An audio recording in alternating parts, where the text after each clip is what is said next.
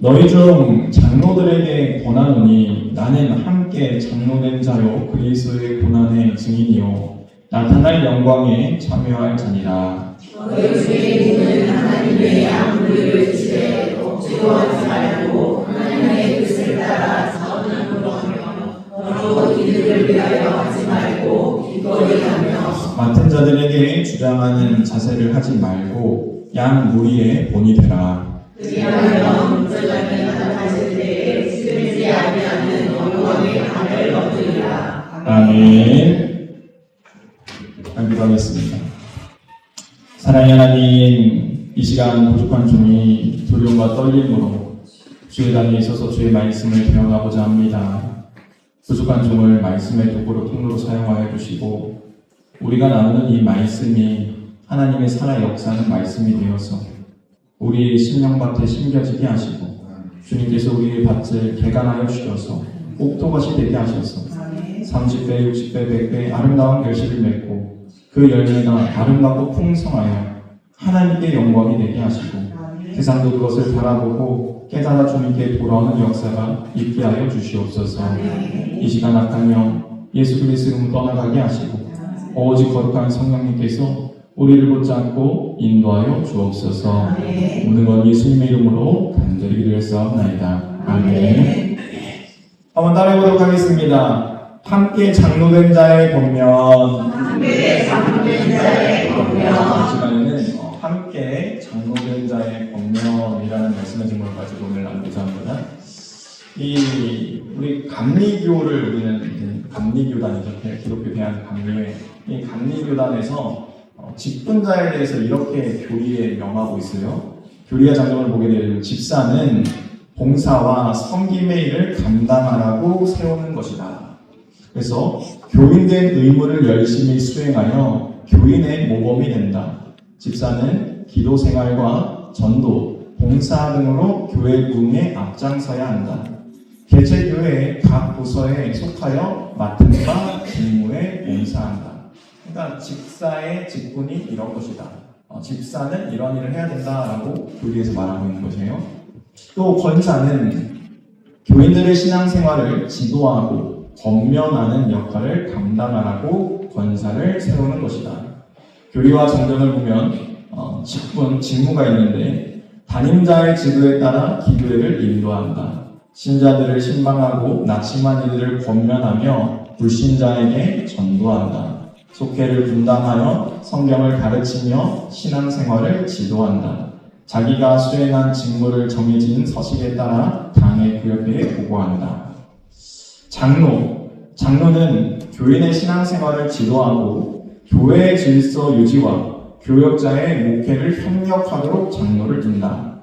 감리사의 파송을 받은 교회에서 담임자를 도와 예배, 성례, 그 밖의 행사 집행을 보좌한다. 담임자를 도와서 교회 임원들의 활동을 지도한다. 교인들을 신방하며 신앙을 지도한다. 교회의 재정 유지에 적극 참여한다. 담임자의 부재나 유고 시에 담임자 또는 감리사가 부담임자나 장로에게 위임한 범위 내에서 담임자의 직무를 대행할 수 있다. 이게 장로의 역할이라는 거예요. 그런데 우리가 이렇게 직분이라고 생각하면은 보통 사회에서는 계급이라고 생각합니다. 집사, 권사, 장로. 그러면 장로 되면은 이제는 다 됐다, 다 이루었다 이렇게 생각할 수 있다는 거예요. 또는 목사 됐으니까 목사는 다 이루었다 이렇게 생각하는 경우가 있다는 것이죠. 그러나 성경에서 말씀하고 있는 이 직분은 사실은 계급이 아닙니다. 무언가 위아래가 있는 게 아니라는 거예요. 이 모든 직분은 하나님을 사랑하기 위하여서 감당해야 될 일이다라고 우리에게 알려주고 있는 것이죠. 여러분, 우리가 주님 안에서 한 형제 한 자매라고 얘기하는데 한 형제 한 자매라고 얘기하면서 이 상하관계만 늘 따져댑니다. 너는 너보다 낫다 또는 내가 더 높다 이러면서 명령적으로 얘기한다라고 한다면 과연 그 교회가 아름다운 교회로 세워질 수 있는가? 그럴 수 없다는 것입니다. 우리가 직분이라는 것은 하나님을 사랑하기 위해서 더 많은 일을 감당하라고 주어진 역할이라는 것을 기억해야 된다는 것이죠. 그러므로 오늘 본문을 보게 되어지면 이 베드로라는 사람이 등장하는 것을 볼 수가 있어요. 특히 베드로 전서는 베드로가 쓴 편지입니다. 그러면 베드로가 어떠한 내용으로 지금 편지하고 있는가? 우리가 이 베드로가 깨달았던 그 은혜를 나눴으면 좋겠는데, 여러분 베드로라는 사람 앞에는 늘 듣는 수식어가 하나가 있어요. 뭐냐면은 수제자라는 말이 붙어요. 그러니까 예수님의 제자 중에서 가장 으뜸된 자 중에 한 사람이 이 베드로라는 거예요. 그래서 으뜸으로 뽑히는 자가 베드로였고, 초대 예루살렘 교회에서 교부로 이 든든히 세워졌던 사람이 베드로예요. 그러니까 베드로는요, 가장 높은 자리에 앉아 있었던 사람이기도 하고, 또 어찌 보면 많은 대우를 받을 수 있었던 사람이기도 합니다. 근데 베드로가 정말로 그 삶이 이 수제자에 걸맞는 삶을 살아왔는가라고 우리가 질문한다라고 한다면, 물론 정말로 칭찬받을 만한 일도 했지만 어찌 보면 정말 얘가 수제자가 맞는가, 예수님을 믿는 자가 맞는가, 우리가 이렇게 의심할 정도의 많은 잘못을 행하기도 했다는 거예요. 특히 예수님께서 십자가와 이제는 부활에 대해서 말씀하시면서 내가 이제 십자가를 져야 된다라고 말씀하실 때 베드로가 뭐라고 그러면 항변하면서 얘기합니다. 그러니까 예수님한테 대들었다는 거예요. 예수님한테 대들면서 뭐라고 그러면 예수님 그러시면 안 됩니다. 그럴 수 없습니다. 그렇게 하면 안 됩니다. 라고 막으니까 예수님께서 그 베드로를 향하여서 사단아 내 뒤로 물러가라. 그러니까 사단이라고 막이라고 들을 정도의 실수를 저지른 자였다는 거예요. 또한 이 베드로는 어떠한 삶의 사람인가? 예수님께서 잡혀가시니까 예수님이 어떻게 되는가 궁금한 거예요. 그래서 예수님을 따라갑니다. 그런데 예수님을 따라가다가 사람들이 자기를 알아보는 거예요. 야, 너도 예수 따라다니던 자 아니냐? 야, 너 예수 함께 있는 거 내가 본 것 같은데? 야, 너 예수의 제자 아니야? 여종이 물어봤습니다. 어린 아이가 물어봤다는 거예요. 어린 여종이 물어봤다는 거예요. 근데 그 여종의 이야기를 듣고 겁을 먹어가지고 아니 나 몰라. 나 예수와 상관없는 자야. 그러면서 심지어 저주까지 합니다. 저주하고 맹세하면서 예수를 모른다라고 3번이나 부인했던 자가 수제자라고 일컬음을 받는 베드로라는 거예요. 그러니까 베드로의 인생을 보게 되어지면은 베드로는 정말로 예수님의 제자가 맞는가 싶을 정도의 일도 행했다는 거예요. 근데 그 베드로가 낙심하고 좌절하고 있는데 예수님이 부활하신 다음에 베드로를 찾아오시는 거예요. 여러분 베드로가 낙심하여서 다시 세상으로 돌아갑니다. 예전에 했던 일로 돌아갑니다. 그래서 갈릴리 호수 가가지고 이 고기를 잡고 있었어요. 물고기 잡는 거예요. 근데 그 물고기를 잡다가 예수님이 찾아오신 다음에 예수님께서 조반을 다 준비해 놓으십니다. 그래서 물고기와 떡을 먹은 다음에 이 제자들을 향하여서 또 베드로를 향하여서 특히 이렇게 물어보십니다. 네가 나를 사랑하느냐? 이것을 3번이나 물어보세요. 한번 요한복음 말씀 보도록 하겠습니다. 요한복음 21장 15에서 17절까지 말씀 읽겠습니다. 시작. 그들이 조각 먹을 때 예수께서 시몬 베드로에게 이르시되 요한의 아들 시몬아 내가 이 사람들보다 나를 더 사랑하느냐 하시니 이르되 주님 그러하나이다. 내가 주님을 사랑하는 줄 주님께서 아시나이다. 이르시되 내 어린 양을 먹이라 하시고 또 두 번째 이르시되 요한의 아들 시몬아 내가 나를 사랑하느냐 하시니 이르되 주님 그러하나이다. 내가 주님을 사랑하는 줄 주님께서 아시나이다. 이르시되 내 양을 치라 하시고 세 번째 이르시되 요한의 아들 시몬아 내가 나를 사랑하느냐 하시니 주께서 세 번째 내가 나를 사랑하느냐 하심으로 베드로가 근심하여 이르되 주님 모든 것을 아시오매 내가 주님을 사랑하는 줄을 주님께서 아시나이다. 예수께서 이르시되 내 양을 먹이라. 아멘. 베드로가 예수님을 모른다고 3번을 부인했죠. 그래서 그는 늘 마음에 짐이 있는 거예요. 죄책감에 사로잡혀 있는 거예요.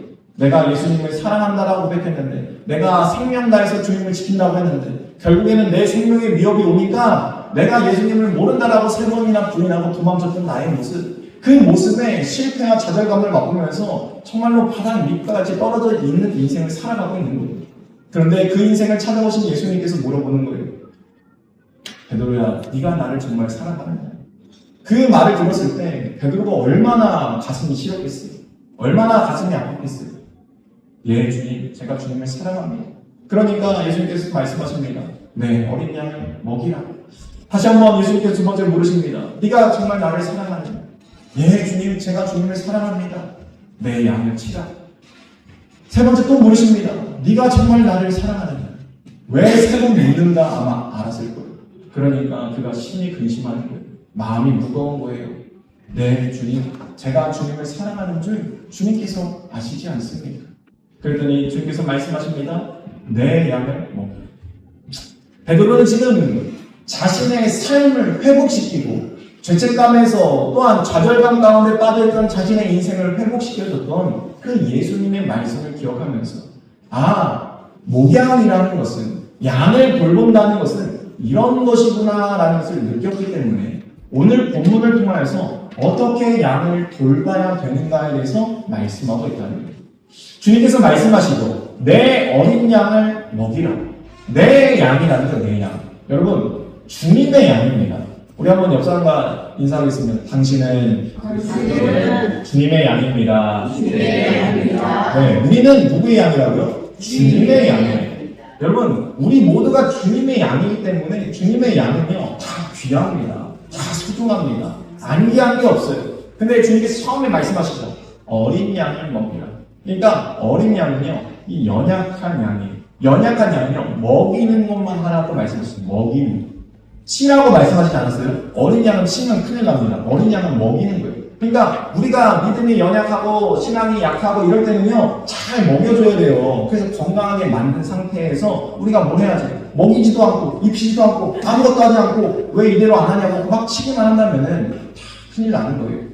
그리고 두 번째, 주님께서 내 양을 치라라고 말씀하셨죠. 여기서 말씀하는 양은요, 성숙한 양을 말하는 거예요. 성숙한 양은요, 이제는 치라라고 해서 우리가 무언가를 명령을 한다는 게 아니라요, 잘 돌보고 보살펴라라는 거죠. 보호하고 보살펴라. 방향을 인도하라. 이게 치는 거예요.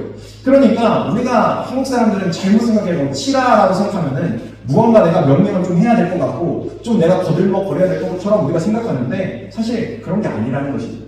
그러니까 우리가 성숙한 자라라고 한다면 오히려 방향을 제시할 줄 알고 오히려 보듬어 줄 줄 알아야 된다라고 말씀하고 있는 것이죠. 그리고 내 양을 먹이라라고 또 말씀하세요.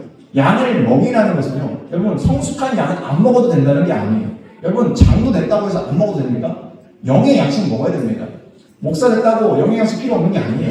늘 먹어야 된다는 거예요. 그러니까 주님의 양은 늘 양식을 공급받아야 된다라는 것을 말씀하고 있는 것이죠. 우리가 그 양식을 공급받지 않고는 온전한 양으로, 주님의 양으로 우리가 살아갈 수 없다라는 것을 베드로가 절실하게 깨닫는 거예요. 그것을 깨달아서 오늘 베드로 전서를 통하여서 너희가 이제 교회를 세워갈 때 너희 교회가 이렇게 세워졌으면 좋겠다라는 마음을 담아서 오늘 우리에게 권면의 말씀을 하고 있는 것이죠.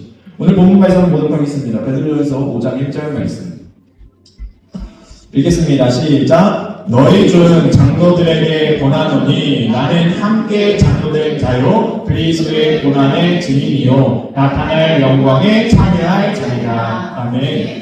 구약 시대에서 장로를 언급할 때에는 이 가문 또는 이 민족의 어른들을 장로라고 지칭했어요. 그래서 구약 시대에 말씀하고 있는 장로들은요, 어른들을 이야기하는, 그러니까 나이가 많은 그런 분들을 장로다라고 이야기했다는 거예요. 그러면 신약 시대에 와서 장로는 누구인가? 신약 시대에 와서 장로라는 것은요, 목회자를 뜻합니다. 그러니까 오늘 말로는 목사를 뜻하는 거예요. 그러니까 성경에 나와 있는 신약이 성경에 쓰여져 있는 장로는 목회자들을 뜻한다는 거예요.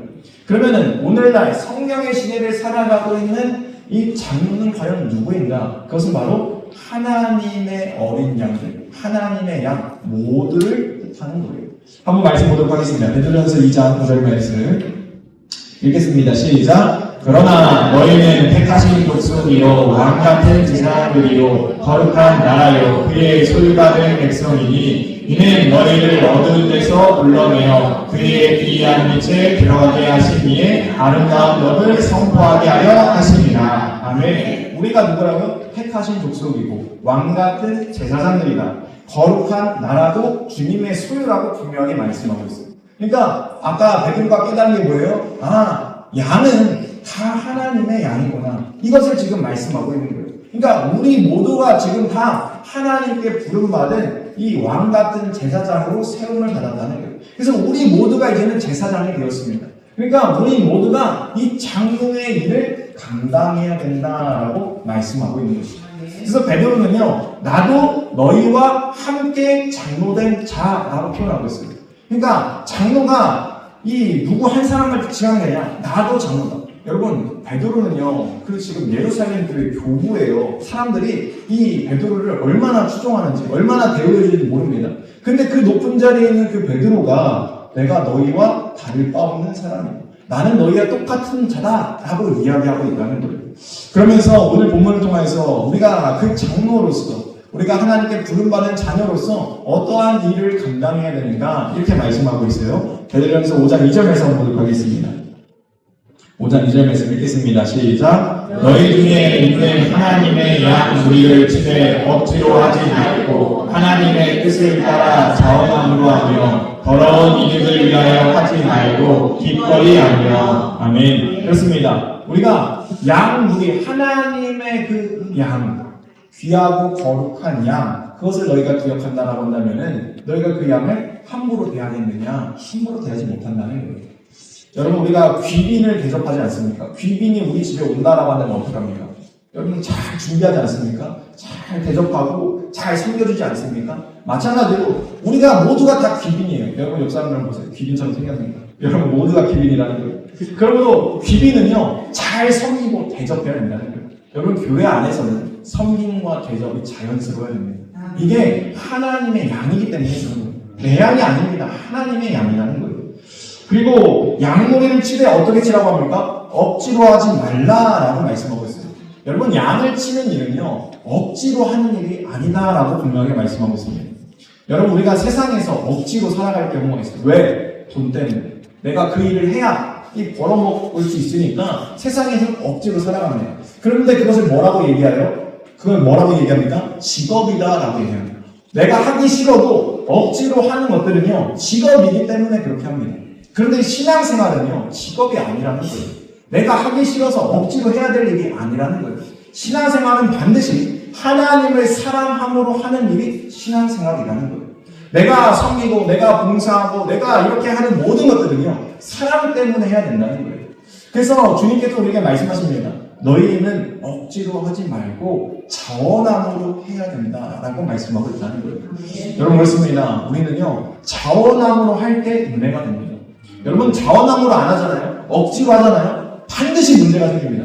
왜냐하면 억지로 하면요, 아니 나는 하는데 왜 저 사람은 안 해? 아니, 나는 왜 이만큼 했는데 저 사람은 왜 저렇게 안 해? 그러면서 원망과 불평의 말이 쌓이기 시작합니다. 여러분, 집에서도 보세요. 집에서도 부부가 싸우는 이유가 아니 나는 하는데 왜 당신 안 해? 이것 때문에 싸우는 경우가 많다는 거예요. 아니 내가 이만큼 했으면 당신도 이만큼 해야지. 이렇게 배려를 안 해주니까 문제가 생기는 거 아니야? 이렇게 얘기하다 보면은 싸움밖에 되지 않는다는 거예요. 근데 가정은요, 직업이 아닙니다. 사랑이 있어야 되는 공동체예요. 그러니까 가정도 세워질 때 뭘로 세워져야 돼요? 사랑으로 세워져야 돼요. 교회도 뭘로 세워져야 됩니까? 사랑으로 세워져야 된다. 그래서 우리가 하는 것은 자원함으로 하는 거예요. 우리가 아이들한테 옷을 사주고 먹을 것을 주고 애들이 잘해서 해줍니까? 사랑으로 하는 것 같지 않습니까? 사랑으로 대해준다는 거예요. 우리가 그렇게 사랑으로 베푸는 것이 무엇이다? 아름다운 공동체다라는 것을 주님은 알려주고 있는 것이죠. 문현미 권사님이 이러한 간증을 하셨어요. 어떤 간증이냐면은 새해가 시작될 때 제가 꽃꽂이를 이렇게 봤는데 그 새해 꽃꽂이 기억하세요? 새해 꽃꽂이 보면은 이렇게 해가 떠오르는 모습의 형상의 꽃꽂이를 하셨어요. 근데 제가 이제 그 모습을 그걸 하실 때 제가 뒤에서 이렇게 있었는데 문현미 권사님이 이 꽃은 서울에서 가져온 꽃이라고. 그 다음에 또 거기에 소원을 담아서 우리 교회가 새해 2025년에는 막 더 부흥하고 해처럼 떠오르길 바라는 마음을 담아서 막 이렇게 꽃꽂이 하신다고 그런 말씀을 하셨거든요. 제가 이걸 듣고 갔습니다. 근데 다음날 이제 예배를 드리는데 토요일날 지나서 주려고 이랬는데 꽃이 너무 시들시들한 거예요. 아니 서울에서 힘들게 공수해오고 막 이렇게 했는데 꽃이 시들시들하고 막 힘이 없는 거예요. 그러니까 제가 마음이 좀 권사님이 힘들게 하셨는데 이 꽃꽂이가 이렇게 해서 어떡하나 약간 이런 걱정을 했는데 권사님이 그걸 보셨는지 바로 그냥 다 뽑아가지고 다음 주에 그냥 바꿔버리시더라고요. 그래서 새롭게 하셨어요. 근데 새롭게 하시면서 이런 말씀 하셨어요.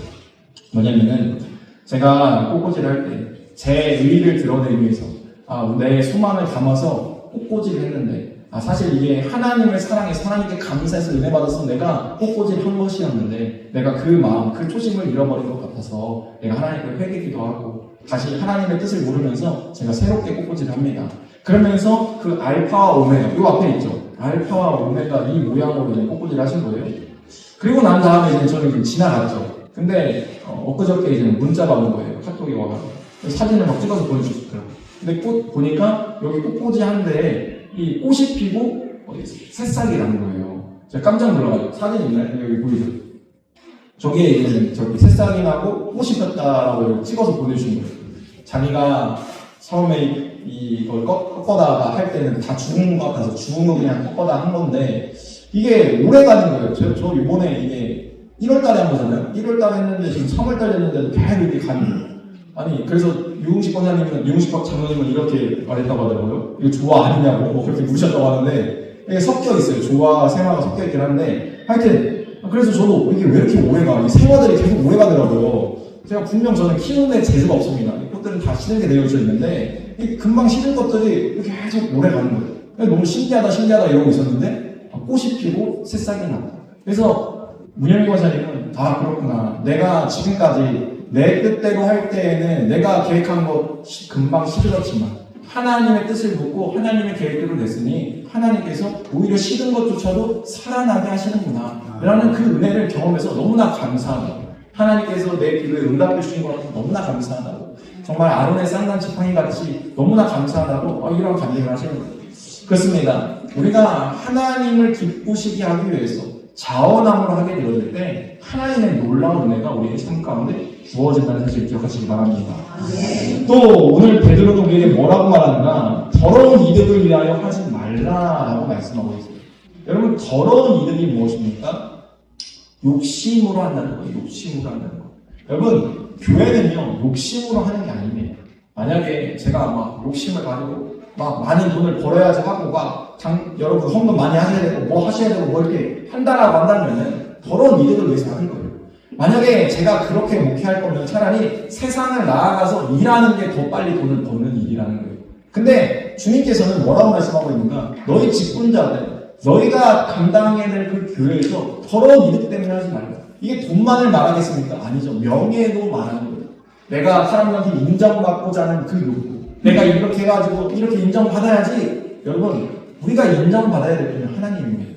하나님이 우리가 행하는 걸 보고 계시는 거예요. 하나님께 인정받아야 되는데 내가 사람들에게 인정받고자 하는 그 욕구가 올라올 때 우리는 조심해야 된다는 거예요. 그래서 주님은 뭐라고 말씀하십니까? 너희가 선들로 알때 넘어질까 조심해야 된다 라고 말씀하고 있는 거예요. 왜? 우리는 늘 교만한 존재이기 때문에, 우리는 늘 넘어지기 쉬운 존재이기 때문에. 그래서 매일매일 주님께 주시는 그 은혜를 공급받지 않고는 우리가 온전하게 설 수 없다는 것이죠. 그리고 또 마지막으로 베드로는 이렇게 얘기합니다. 3절 말씀 한번 보도록 하겠습니다. 오늘 본문 베드로전서 5장 3절 말씀 읽겠습니다. 시작. 맡은 자들에게 주장하는 자세를 하지 말고 양 누리의 본이 되라. 아멘. 우리가 직분자라고 해가지고요, 맡은 것을 주장해서는 안 된다라고 말씀하고 있어요. 주장으로 하는 게 아닙니다. 당신 이렇게 해야 됩니다, 저렇게 해야 됩니다, 이게 아니에요. 뭘로 하라고 말씀하고 있어요? 본이 되어야 된다라고 말씀하고 있어요. 여러분, 우리가 자녀들을 키울 때 자녀들이 내 마음대로 됩니까? 내 피를 섞어서 낳은 자식도 내 마음대로 안 되는데 어떻게 나랑 피도 안 섞인 사람들이 내 마음대로 되겠어요? 불가능한 일이라는 거예요. 그런데 주님께서 뭐라고 말씀하는가? 너희가 본을 보여서 그들이 따라올 수 있게 해야 된다라고 말씀하고 있다는 거예요. 여러분, 그렇습니다.